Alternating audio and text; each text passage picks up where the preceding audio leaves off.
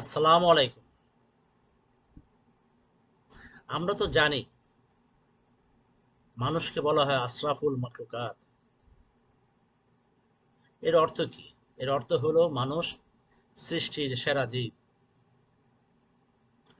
এখন বলি, মানুষ এবং অন্যান্য প্রাণীর মধ্যে পার্থক্য কি? একটা উদাহরণ দিচ্ছি। বনের পশু যখন ক্ষুধা পায়, সেই ক্ষুধার তাড়নায় তার জীবন বাঁচানোর জন্য তার আদরের বাচ্চাগুলোকে তারা খেয়ে ফেলে। কিন্তু মানুষ যখন কষ্টে থাকে, ক্ষুধার্তে থাকে, প্রচন্ড ক্ষুধায় যখন তার জীবন বের হয়ে যায়, দেখা যায় কোথা থেকে একটু খাবার পেল, সেই অবস্থায় নিজে না খেয়ে তার সন্তানকে খাওয়ায়। আর মানুষ জাতির মধ্যে শ্রেষ্ঠ জাতি হলো মা। মায়ের যে কি অবদান, তা ভাষায় বলে কল্পনাই করা যায় না। নবীজি সাল্লাল্লাহু আলাইহি সাল্লামকে একজন সাহাবী জিজ্ঞেস করেছিলেন, হে আল্লাহর নবী, কে সবচেয়ে বড়? বলল মা।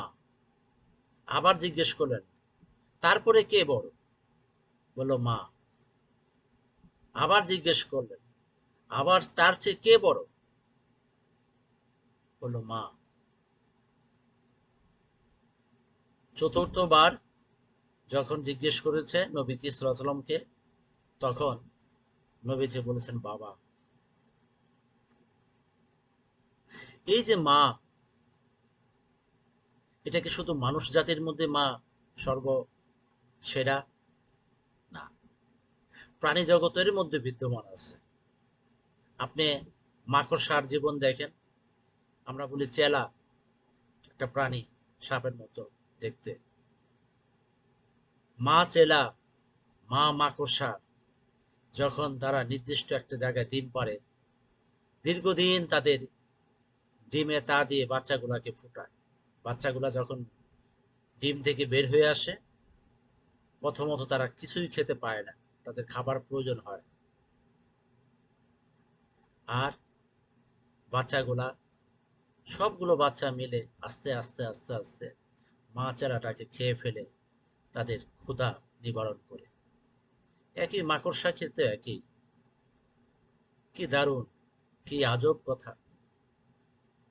আল্লাহ কোথায় মায়া লুকিয়ে রেখেছেন, কোথায় কি রহস্য, আল্লাহ ছাড়া কেউ জানে না। সেদিন আমার বন্ধু সিরাজের একটা পোস্ট পড়ছিলাম। সে জাপানে এক ভূমিকম্পে একটা বিল্ডিং ভেঙে যায়। বিল্ডিং এর একটি দেয়ালের নিচে খুঁজতে খুঁজতে একটা লাশ পাওয়া যায়। তখন দেখে যে সেইখান থেকে কান্নার আওয়াজ ভেসে আসছে একটা শিশু। দেখে যায় একটা খাম্বা নিচে একটা মা, সে মরে পড়ে আছে, কিন্তু তার বাচ্চাটাকে সে বাঁচানোর জন্য বুকের মধ্যে উপর করে আছে।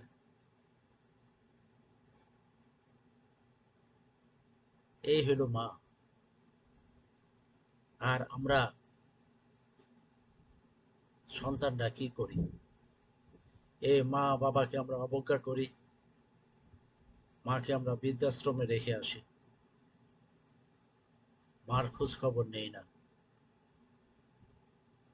মা সারাটা জীবন সন্তানকে দিতে দিতে দিতে দিতে সে নিঃশেষ হয়ে যায়, একটা ভালো কিছু খায় না সন্তানকে খাওয়াবে বলে।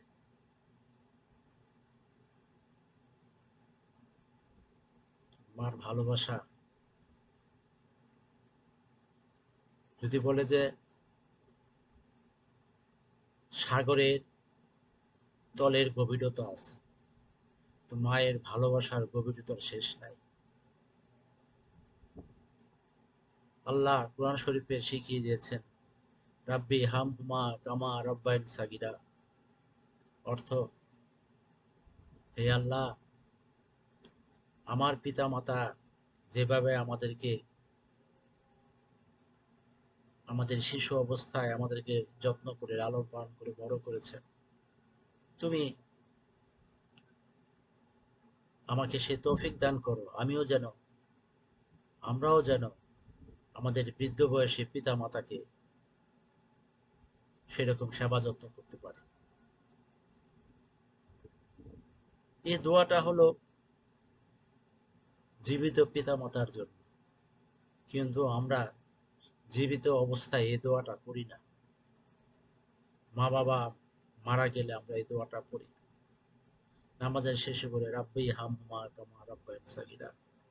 যে পিতা মাতা মরে গেল তার জন্য এই দোয়া করে লাভ কি? আল্লাহর কাছে এই দোয়া করে লাভ কি? খুব কম সন্তানই আছে, খুব কম সন্তানই আছে যারা পিতা মাতাকে সেবা করার সুযোগ পায়। খুব কম সন্তানই আছে পিতা মাতাকে ভালোবাসে। সবচেয়ে অবাগা পিতা মাতা হলো যাদের সন্তানরা শিক্ষিত, উচ্চশিক্ষিত। উচ্চশিক্ষিত সন্তানরা কখনো পিতা মাতাকে তেমন দেখে না, খোঁজ খবর নেয় না।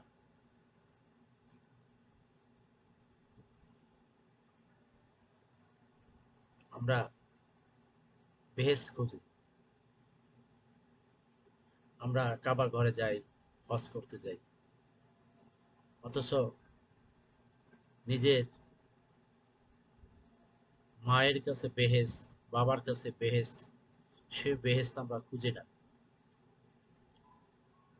বৃদ্ধ বয়সে পিতা মাতাকে সারা জীবন কিছু না করে বৃদ্ধ বয়সে যখন বাবা মা হসপিটালে যায়, তখন তাদের জন্য করার জন্য আমরা উদগ্রীব হয়ে যাই।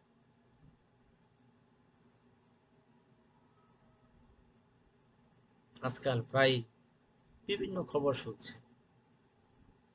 এই টাকার জন্য, সম্পত্তির জন্য, গহনার জন্য মানুষ পিতা মাতাকে হত্যা করে ফেলতেছে, ছুরি দিয়ে আঘাত করছে, মেরে ফেলছে। কি নিদারুণ কষ্টের বিষয় এগুলো। সে সন্তানকে 10 মাস গর্ভে রাখলো, সে মাকেই সন্তান হত্যা করে।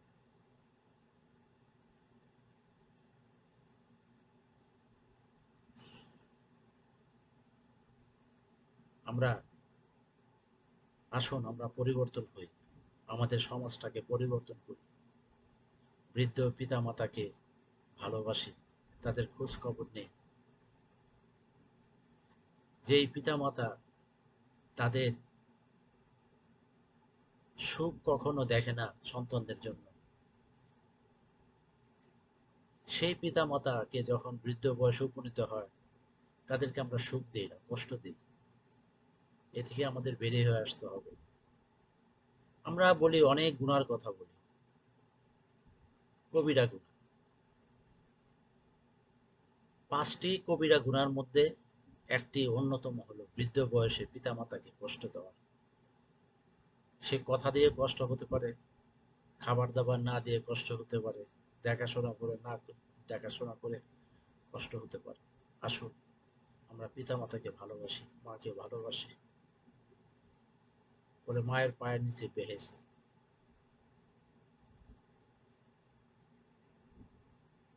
ধন্যবাদ।